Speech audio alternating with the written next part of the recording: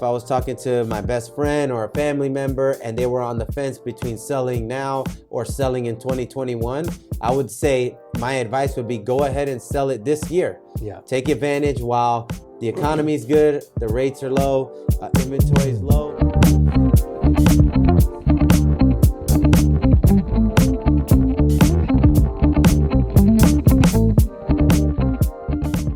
All right, guys, welcome to the channel. What we are talking about today is kind of a 2019 wrap-up and a few points about 2020. So if you're new to the channel, please subscribe and hit the bell and you'll get new notifications of new videos. And we are the Queens Home Team. Mm-hmm. George Herrera here. Team member George Herrera, team member Daniel Ackerman. Yeah. And as I said, we are the Queens Home Team, and we our mission is elevating the real estate industry through professionalism and service and treating our clients like family. Yep. So as I mentioned today, we are talking about 2019 wrap-up and 2020. So I guess, George, why don't you just kick it off and tell us a little bit about team goals and a little bit of summary of 2019 real quick. Yeah, so for 2019, at least for the team, for our team, we ended up selling about 60 properties this year. So that was good. And we ended up doing 43 million in volume. So that was, it was a successful year, and every year just trying to get better. Yeah. So this year, our goal is to sell 100 properties to help 100 families buy or sell real estate in Queens.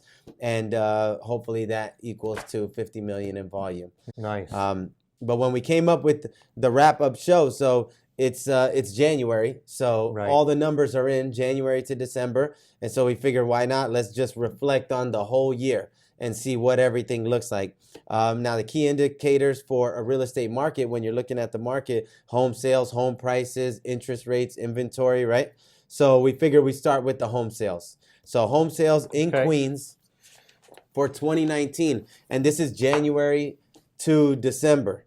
So the whole 12 months for all of 2019, home sales were down 4.2%. And that's down compared to 2018, yes, right? So for all of 2019, it's down 4% compared to 2018 in terms of the number of sales. Yeah, for sure. So sales were down, and you figure rates were actually better in 2019 than they were in 2018. Right. So is it a matter of, too little inventory? I don't think so, because inventory was even more last year. Higher, right? And the rates were low. Right. So that means that dip, I think, is more a drop in demand, or you have some people that are moving, things like that. Moving some out kind of of New a York. change in the market. Yeah. But sales were down.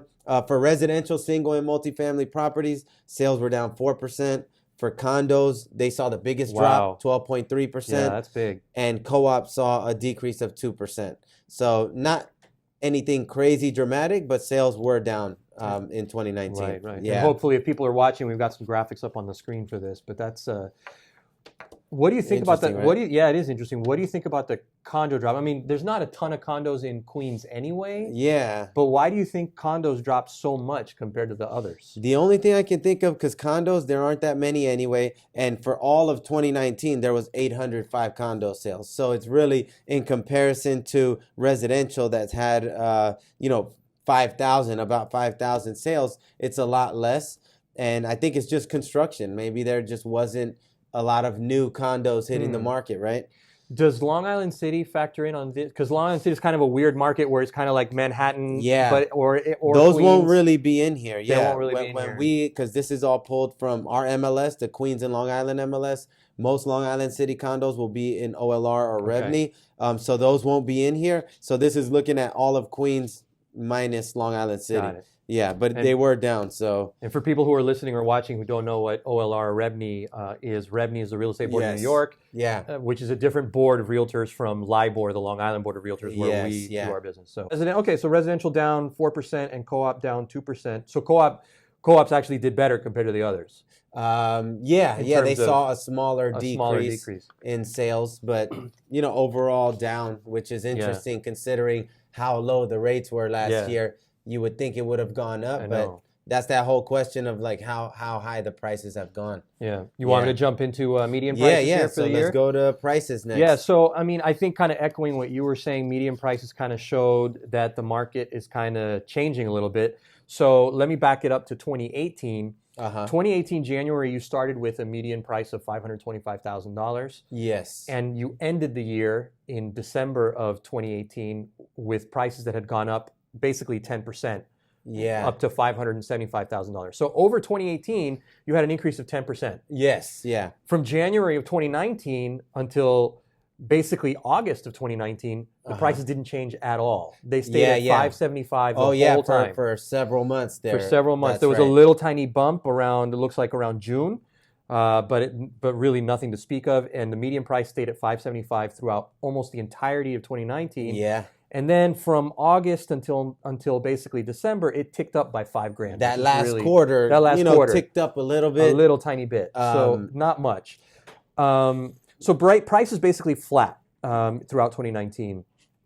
And again, like what you were saying, with interest rates dropping, you have to ask yourself, like, okay, well, why, if interest rates are so low, because they 2019 started with interest rates, I think, above 4%, if I remember right. Yep. And now they're like 3.7. They got really low at one point. They were like 3.5 or even lower. Yep. So you have to figure, okay, well, if interest rates are so low, why are people not jumping into the market? I know. And my read on it is that, we've been trending upwards now for like 7-8 years. And you kind of are just hitting the ceiling. Like it's just not going to go up much higher. I know, yeah. And so usually what you see at this, I mean, we don't know what's going to happen. We'll have to wait and see. But usually what you see around this time is, prices level out, and then you have kind of a correction where prices drop for a little while. Yeah. And then the market kind of rebalances and recalibrates. That's correct, yeah. So, I think that it's a good time to sell in the sense that prices don't look like they're going to grow much more.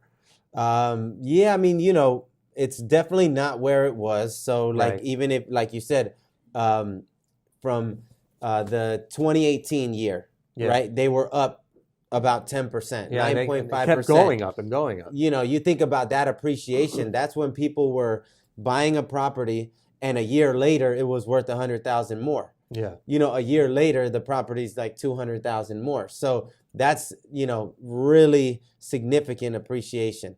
Now, where we are right now, if you buy a house right now at this trend, 2% appreciation, your house is probably more so worth the same thing the next year, a little bit more. So it's still appreciating, but it's definitely not trending upward by any means. And if you're a seller, my thinking is, if you're a seller, don't wait too long, because if the market ends up adjusting and moving downward, then you're losing value in the equity, the equity of your home that you're losing. Yeah. So I don't know. What do you think about that? For me, I mean, when it comes to selling, in my opinion, it's all about timing. When the time is right, you sell, and that's that. Like when you need to sell, you sell. Yeah, if you need to sell, you sell. And it's just how you approach the market, right? Whatever market you're in, you just need to make sure you price right and do the whole thing. But, if you want to sell in a market that is still somewhat in your favor, then this year would be the year, mainly because interest rates are still low. Yeah. Inventory is still low. So right now we're in like a balanced market where demand isn't outrageously high, but the rates are good. The inventory is low. So it's still a good time, and prices are still appreciating. Just not at the speed that they were before. No. Yeah. And so if you look at the last 12 months, from the 10% in January of 2018, right, that increase that we had in 2018, you go 9.5%, 8.5, 7.5, 6.5, smaller 4.5, and smaller and smaller. And now for this year, for all of 2019, the appreciation was 2.2%. And so the trend is definitely downward trending.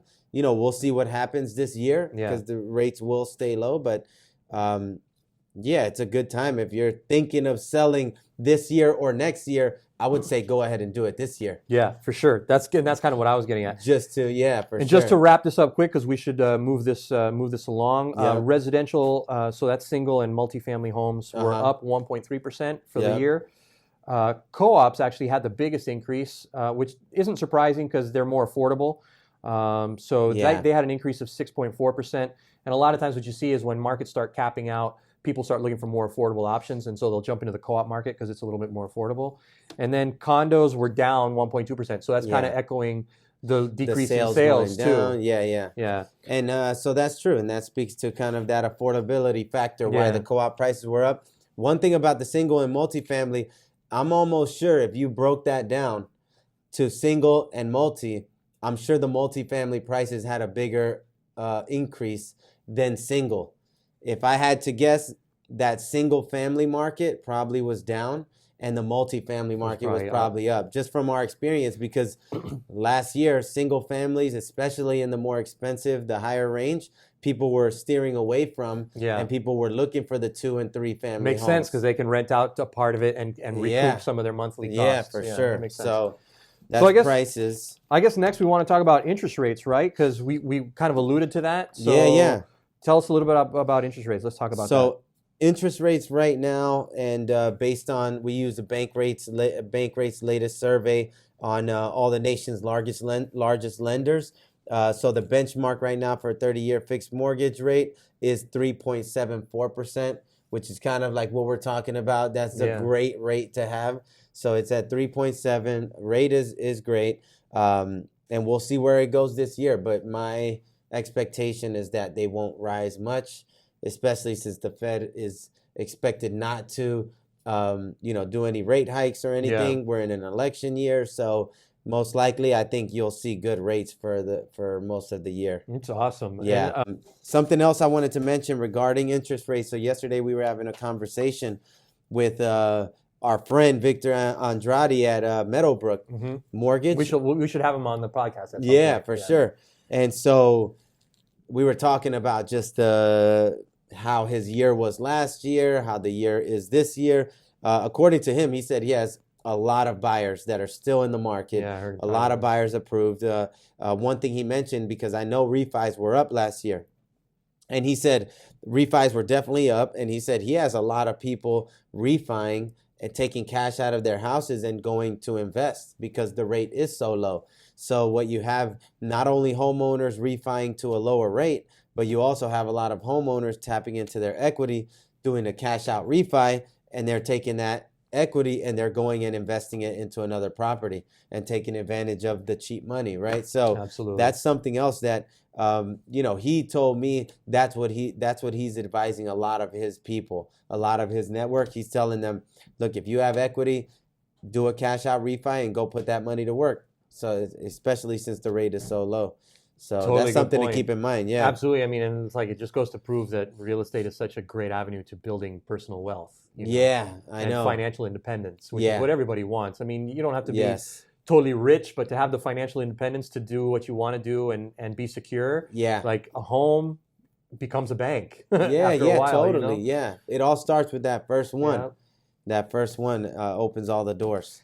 So next, what do we have? Well, I think we can skip the number of home sales because we kind of talked about that already. Yeah, we're pretty much at the same level as January of 2019. Yeah. So in 2019, it was trending upward for the first half, and then it started going down. And we're pretty much at the same level we were. Because in the fourth quarter, I think we saw a lot of transactions that kind of took away a lot of inventory. The rate really going low, it kind of ticked up the sales. This is a good opportunity, I think, to just jump into a little bit of our inventory that we're bringing to market real quick. We won't spend a lot of time on this, but here's some new listings that we have coming to market.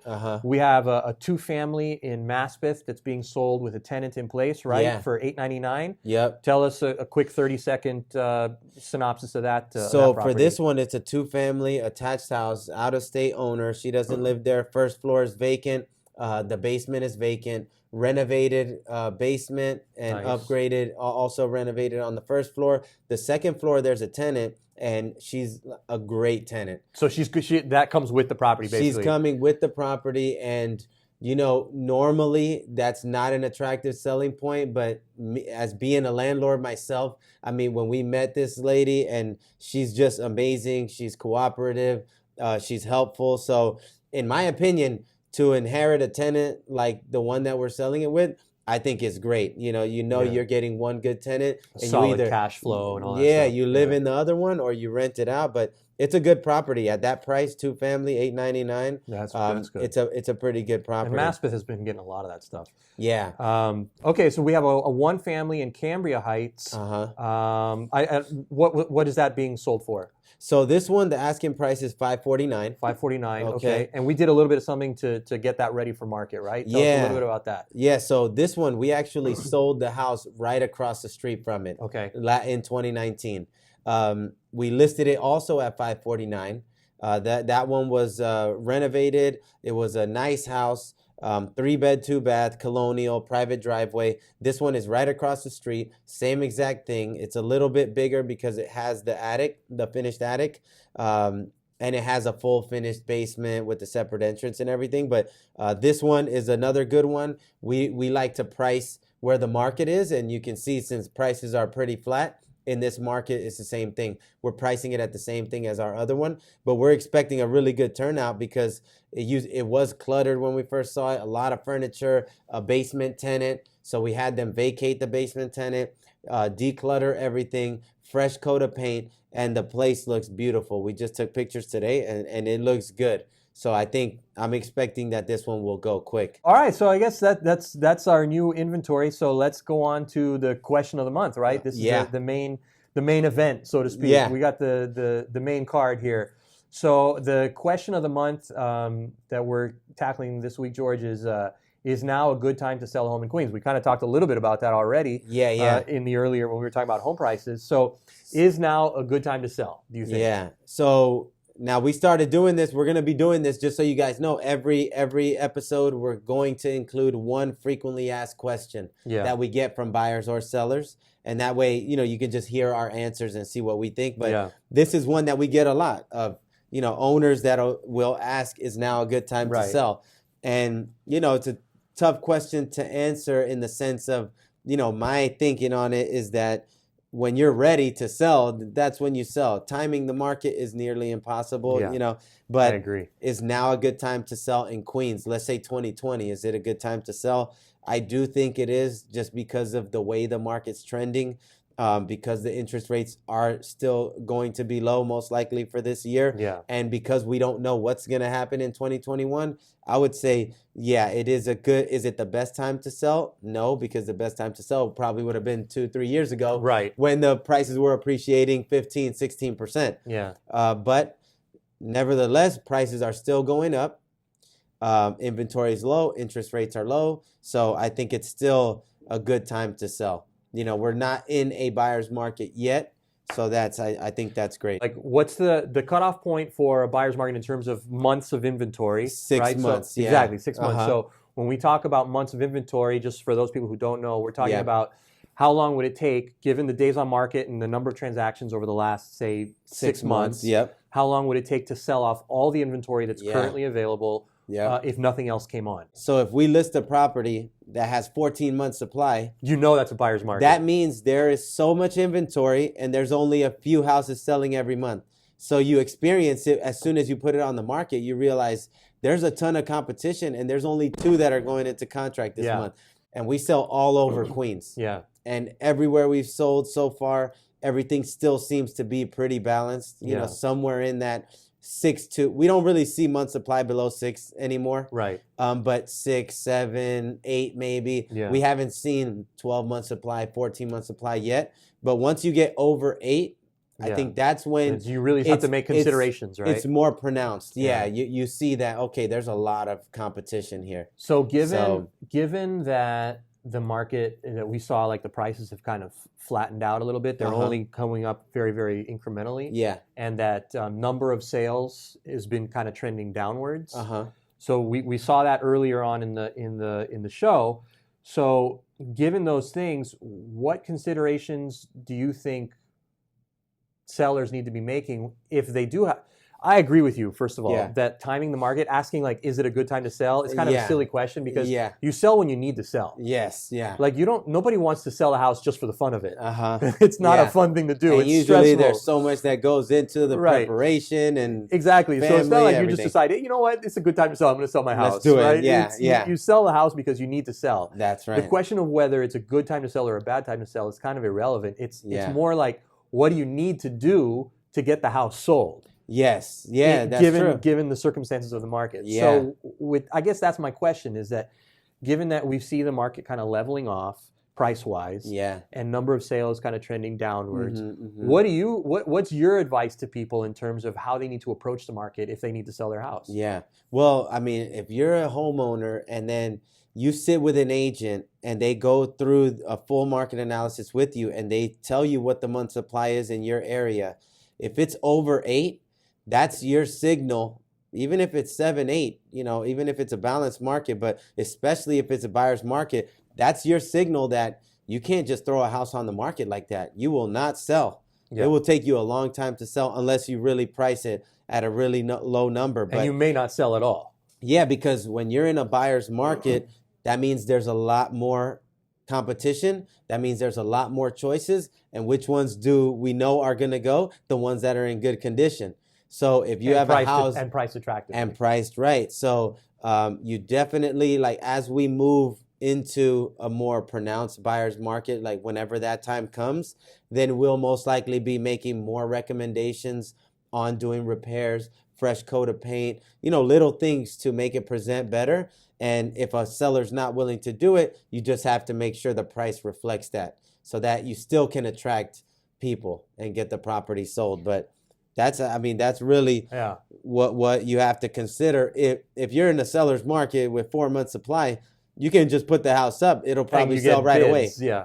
But if your month supply is over 6 months, over 8 months, then you really have to put in the time to prepare it. Otherwise, you might be sitting on the market for a while. I think that I agree with everything that you're saying. It's really important, I think, for sellers to realize that the name of the game is getting bids. Yeah. What would you say about that? Do you think that's true? It also comes down to motivation, timing, so we're never opposed to trying a higher price if a seller wants to. We'll always suggest what we think the most strategic price is, where we would attract the most people. Yeah. And if a seller, the fear, I think, is leaving money on the table and maybe underselling, which never happens as long as you expose it fully to the market. So let's dig into that, because I think that's an important point. Yeah. Because a lot of sellers are afraid of underselling. Yeah. Leaving money on the table. Yeah.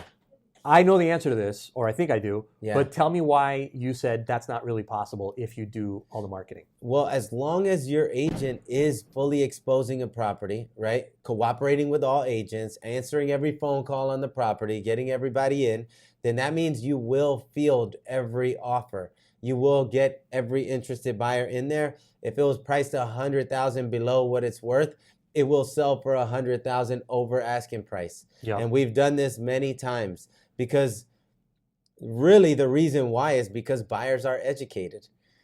Buyers know what properties are going for. And they know that they're going to have to compete against other buyers. Yeah. So if something's underpriced, right away, and you already know it's going to be multiple offers. So, buyers are educated. Consumers are very educated. So there's no such thing as underpricing unless your agent doesn't co-broke or doesn't expose the property. Then you can very well undersell. Bingo. Because I think we've seen that. Yeah. And I think that's such an important point, and it's something it's often hard to get across to people, is that as long as I'm doing my job and marketing your property to the max and fielding all the offers and cooperating with all brokers that bring me buyers, what it's worth. The market will naturally push it up to its maximum value. 100%. And that's something that's really important. But let's get back to the original point, which is now a good time to sell a home in Queens. And I think we said that as long as you're aware of the market conditions right now, and take that into consideration and do what you need to do to position yourself well, it's a fine time to sell. I mean, if this was, if I was talking to my best friend or a family member and they were on the fence between selling now or selling in 2021, I would say my advice would be go ahead and sell it this year. Yeah. Take advantage while the economy's good, the rates are low, inventory is low. I would say go ahead and get it done this year. And because 2021, there's a lot of variables, especially when you get whoever the new president is, or if it's the same president, whatever the case, after the election, we never know what's going to happen. So I think the point is you never know no matter when it is, you never know what the future holds. Yeah. Now is always the best time to sell. And we do know that now the Fed has already stated that they have no intentions of increasing, of doing any rate hikes. We know that inventory is low right now still. We know that interest rates are low, and they're expected to be low for the rest of the year. So it's like, why not? Why wouldn't not? you? Yeah. Get your place ready and put it up in April, May. So I think the answer would be yes if it's between now and 2021. Yeah. I agree. Yeah. Well, I think that pretty much covers it. We did everything that we've covered all of it. Yeah. So anything else you want to add? No, I think that's pretty much it. Check out our new listings that are going up this month. That's right. We have a lot of stuff coming on the market, so just visit our website. That's www.queenshometeam.com. Yep, right on the homepage, you'll see all of our new listings. And check them out whenever you get a chance. That way you can come. Hopefully you like one of them or know someone that's in the market for one of them, or you can just come by and meet us. Yeah, absolutely. Chat with the team. So that pretty much covers it. If thanks very much for listening on the podcast or for watching on the YouTube channel. Again, if you're new to this channel and watching on YouTube, make sure you subscribe to the channel, hit the bell. You'll get notifications of new videos. If you're new to the podcast, all of our podcasts will be up on our website. They're also available on iTunes and Spotify and other places. So any of your favorite podcast providers. Yeah, if you do want to download the podcast or listen to it on our website under market data, you'll see the link for the podcast. So you can get there easily too. And you can definitely get in touch with us. But again, thanks again for watching and listening. And we are the Queens Home Team, and we'll see you here again next month. Peace out. Peace out.